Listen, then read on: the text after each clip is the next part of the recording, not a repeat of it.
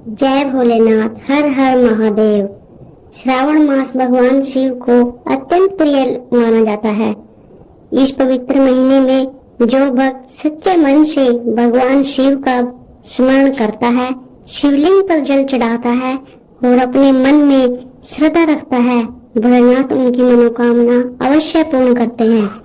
आज हम सुनेंगे श्रावण मास के 12वें दिन की एक सुंदर और ज्ञानवर्धक कथा।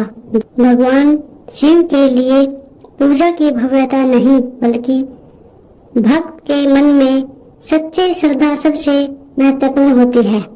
भगवान शंकर संत कुमार से बोले, अब तुम श्रावण शुक्ल तृतीया तिथि को किया जाने वाला स्वर्ण गौरी व्रत सुनो। उस दिन प्रातः काल स्नान करके 16 उपचार से भगवान शिव एवं माता गौरी की इस प्रकार पूजा करनी चाहिए। हे देवादिदेव, मेरे द्वारा की गई पूजा को आप स्वीकार करें। गौरी माता के व्रत की पूर्ति के लिए 16 बाइने दंपतियों को देकर कहना चाहिए, मैं माता गौरी के प्रीत्यर्थ तथा व्रत पूर्ति के लिए उत्तम ब्राह्मण दंपतियों को बायना देता हूँ। चावल के आटे से निर्मित 16 पकवान बांस की 16 टोकरियों में रखकर उन पर वस्त्र रखकर पत्नी सहित 16 ब्राह्मणों को बुलाकर निवेदन करे, मैं व्रत की संपूर्णता और फल प्राप्ति के लिए यह बायना देता हूँ। अलंकार आदि से संपन्न पतिव्रत धर्म युक्त शोभन सुहासिनी इसे आप स्वीकार करें। इस प्रकार 16, 8, 4 या 1 वर्ष व्रत करके उद्यापन करना चाहिए। पूजा की समाप्ति पर कथा श्रावण कर व्यास जी का पूजन करना चाहिए। संत कुमार भगवान शंकर से बोले, हे प्रभु, इस व्रत को सबसे पहले किसने किया? इसका क्या महात्म्य है? उद्यापन की विधि क्या है? इसको जानने की मेरी इच्छा है। भगवान भोलेनाथ ने कहा, हे ब्रह्मपुत्र संत कुमार, मैं तुम्हारी जिज्ञासा अवश्य पूरी करूंगा।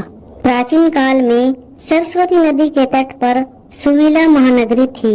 उसके राजा का नाम चंद्रप्रभा था। उस राजा की महादेवी और विशाला नाम की 2 रूप और लावण्य युक्त पत्नियां थी। राजा चंद्रप्रभा महादेवी रानी को अधिक प्यार करता था। राजा उस पर अपनी जान छिड़कता था। एक दिन राजा शिकार खेलने के लिए वन में गया। वहां उसने शार्दुल, सिंह, बारह, अरना, भैंसे, हाथी आदि का शिकार किया। अब राजा को प्यास व्याकुल करने लगी। राजा वन में पानी के लिए इधर उधर घूमने लगा। घूमते हुए वह एक तालाब पर पहुंचा। उसने तालाब के जल से अपनी प्यास बुझाई। पानी पीने के बाद राजा ने इधर उधर देखा तो उसे दिखा कि एक तालाब के किनारे कुछ अप्सराएं गौरी की पूजा कर रही हैं। राजा ने उनसे पूछा, आप किसकी पूजा कर रही हैं?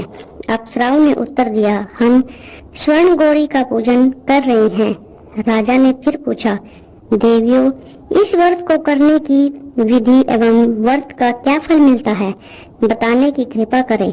अप्सराओं ने उत्तर दिया, श्रावण शुक्ल तृतीया के दिन यह व्रत किया जाता है। इस व्रत को भगवान शंकर और माँ पार्वती का पूजन किया जाता है। इस व्रत में 16 धागों का डोरा पुरुष अपने दाएं हाथ में तथा स्त्रियां अपने बाएं हाथ में बांधती हैं। यही इस व्रत को करने की विधि है। इस व्रत को करने से भगवान शंकर की कृपा से सब मनोकामनाएं पूरी होती हैं। यही इस व्रत का फल है। यह सुनकर राजा चंद्रप्रभा ने भी श्रावण मास की शुक्ल पक्ष की तृतीया को अपनी दाईं भुजा में 16 धागों वाला डोरा बांधकर व्रत किया। राजा ने कहा, हे माता गौरी, मैं इस डोरे को व्रत के लिए बांधता हूँ, मेरे ऊपर आप कृपा करना। इस प्रकार व्रत धारण कर राजा अपने महलों में आ गया। रानी महादेवी जी ने राजा के दाएं हाथ में बंधे डोरे को देखा तो पूछा, यह क्या है? इस पर राजा ने व्रत के बारे में बता दिया। इस पर रानी क्रोध से भर गई और राजा के हाथ में बंधे डोरे को तोड़कर एक सूखे पेड़ पर फेंक दिया। राजा ने रानी से कहा, ऐसा कर तुमने अच्छा नहीं किया है, यह तुमने माता गौरी का अपमान किया है। इधर राजा की दूसरी रानी ने देखा कि सूखा पेड़ डोरे के प्रभाव से हरा भरा हो गया है। छोटी रानी ने उस डोरे को अपनी बाईं भुजा में बांध लिया। ऐसा करने से छोटी रानी डोरे के प्रभाव से राजा की सर्वाधिक प्रिय हो गई। इधर बड़ी रानी व्रत का अपमान करने से राजा द्वारा त्याग देने के कारण दुखी होकर वन में चली गई। वन में वह महादेवी का ध्यान कर पवित्र मुनियों के आश्रम में ठहरी। मुनियों ने उसे देखकर कहा, अरे पिश्चनी, यहाँ से चली जा। राजा और मुनियों द्वारा तिरस्कृत रानी महादेवी घोर जंगल में घूमती हुई थक कर एक जगह बैठ गई। वह गौरी का स्मरण कर पश्चाताप के आंसू बहाने लगी। रानी को दुखी देखकर देवी को उस पर दया आई और उसे दर्शन दिए। रानी ने देवी को दंडवत प्रणाम किया और उनकी स्तुति करने लगी।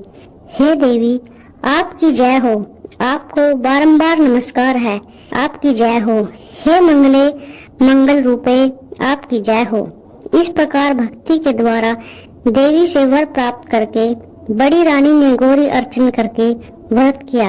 व्रत के प्रभाव से राजा बड़ी रानी महादेवी को वनों से महलों ले गया।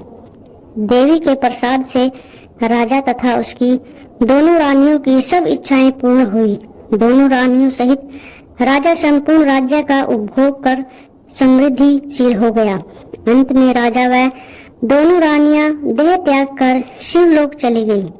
शिवजी बोले, हे तात, जो लोग पार्वती का व्रत करते हैं वह मेरा तथा पार्वती का अत्यंत प्रिय प्राणी हो जाता है।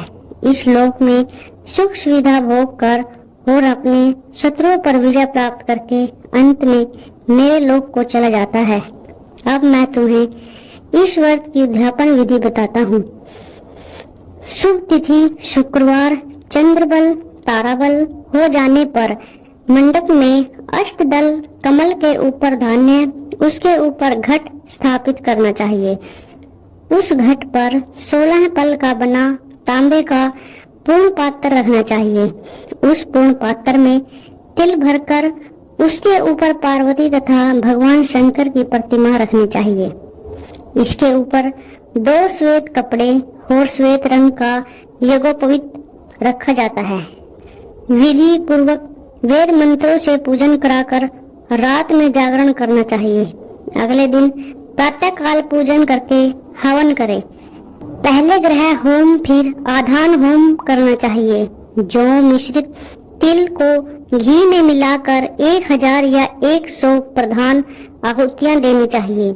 इसके बाद वस्त्र, अलंकार, धेनु आदि से आचार्य की पूजा करनी चाहिए।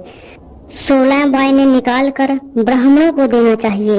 उन्हें भोजन कराना चाहिए तथा भोजनोपरांत दक्षिणा भी देनी चाहिए। इसके बाद अपने मित्रों संबंधियों को भोजन कराना चाहिए तथा स्वयं भी भोजन करना चाहिए। तो भक्तों, यह तृतीय व्रत शुक्ल पक्ष की कथा यहीं पर समाप्त होती है। जय भोलेनाथ, हर हर महादेव।